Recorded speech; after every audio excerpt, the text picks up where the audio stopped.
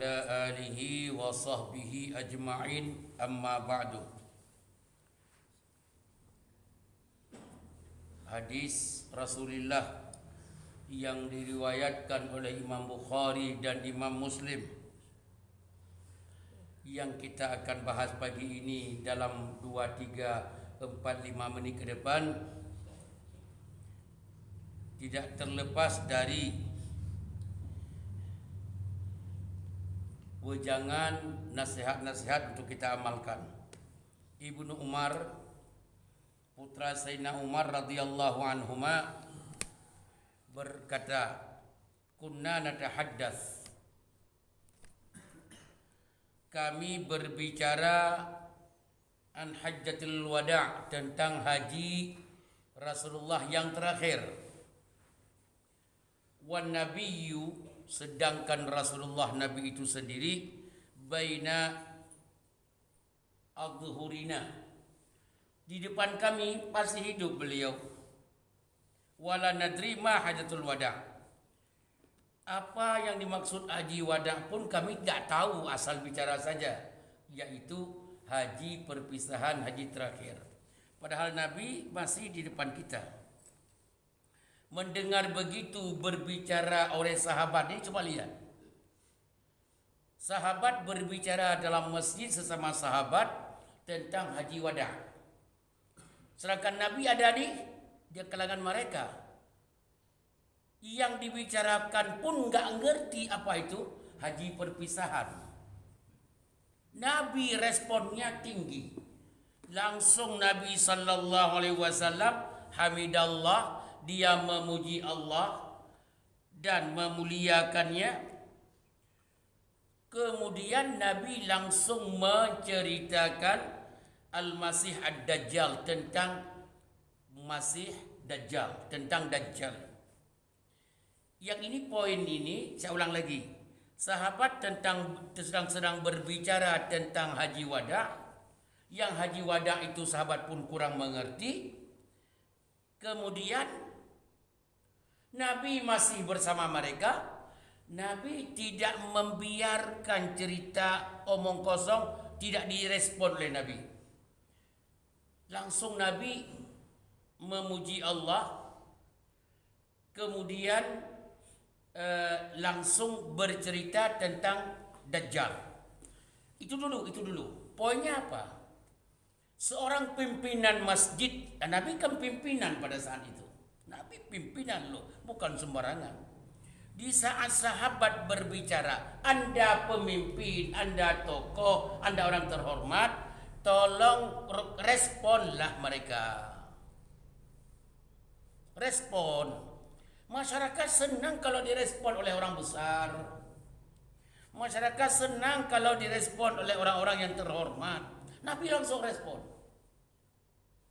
Yang diresponkan oleh Nabi bukan tidak harus haji wada' itu, tapi merespon Nabi menceritakan arti haji wada', haji perpisahan, haji terakhir, tidak haji setelah itu, tidak ada haji lagi. Yang direspon oleh Nabi tentang masalah Dajjal. Kenapa Dajjal respon Nabi? Karena haji wada', haji perpisahan, Dajjal ini ngaco orangnya. Di terakhir dia lakukan penghancuran.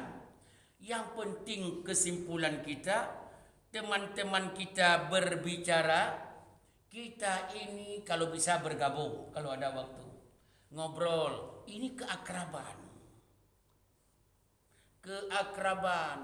Jangan begitu ngobrol tumpuk-tumpuk di sini kita langsung sendiri ke sana. Atau ayo kalau ada waktu ikut namanya satu kalimat. Nabi langsung respon.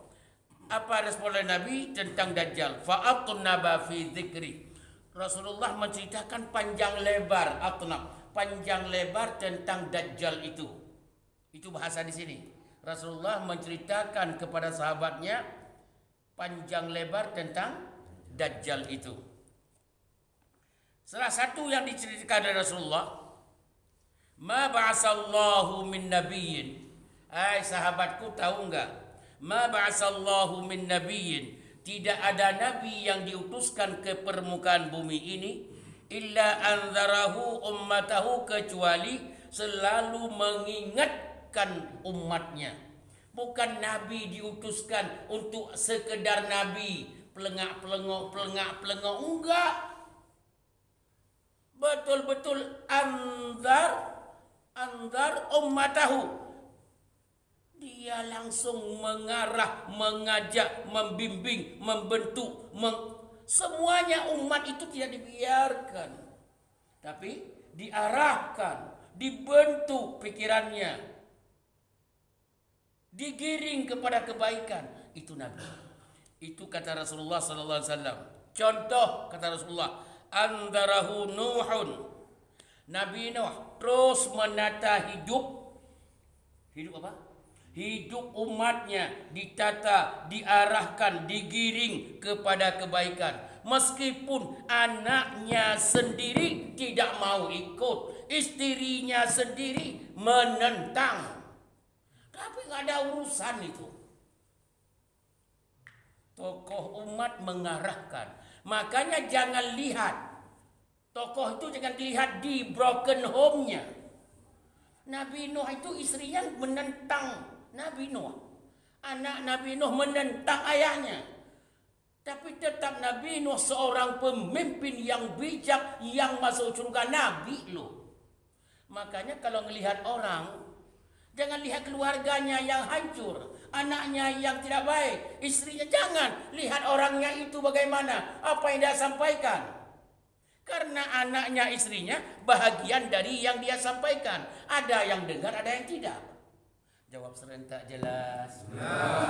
Semangat sedikitlah jelas. Wan nabiyyuna min ba'dih, dan nabi-nabi setelah Nabi Nuh. Semuanya itu tugasnya menyampaikan kepada umat kebaikan, mengajak umat kepada kebaikan, menggiring umat kepada kebaikan. Itu tugas Nabi. Adapun istrinya, istri sendiri tidak mau ikut. Istri orang pada mendengar, menangis ceritanya. Aduh, kiai itu cerita. Saat istri dia sendiri, cuek aja, malah menentangnya. Jangan lihat ke istrinya, jangan lihat ke anaknya. Lihat ulama itu seorang ulama. Jawab serentak jelas. Itu yang bisa memilih-milih, milah-milah, tidak digabung sembarangan. Jangan percaya ustaz itu, urusan keluarganya enggak keberes. Itu tanda bukan murid Nabi Nuh, murid Abu Lahab itu. Apa ustaz itu ngomong, keluarganya enggak beres. Itu tanda salah berpikir. Salah total.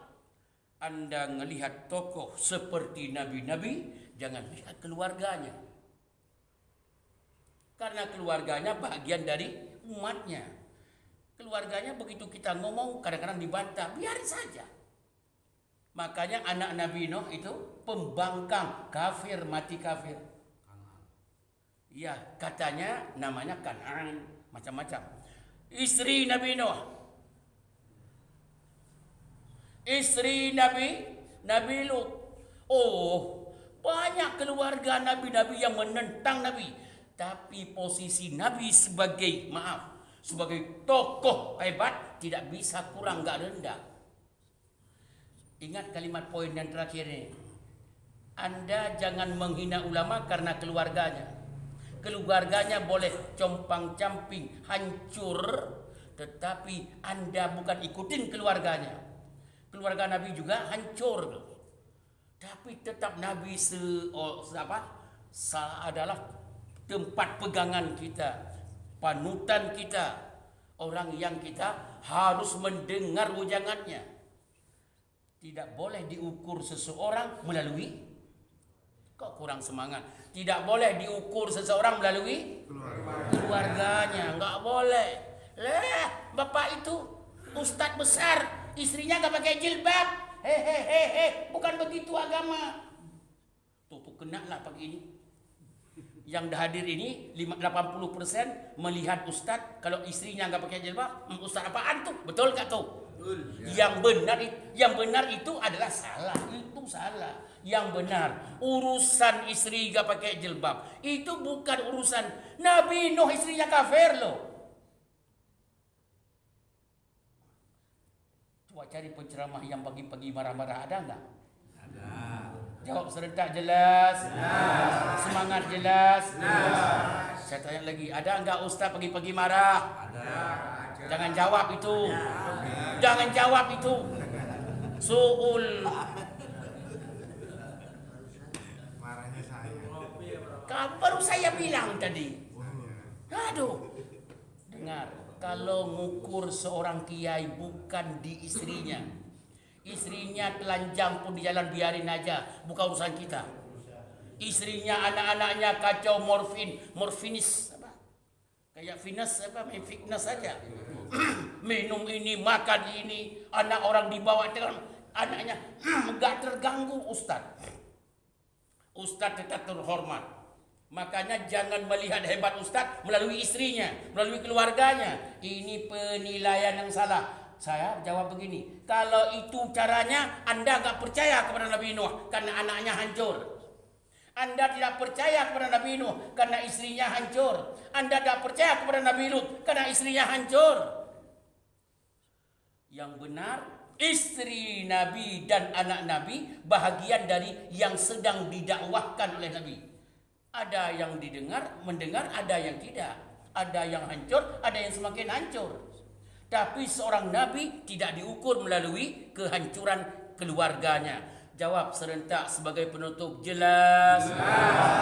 Baca subhanakallahumma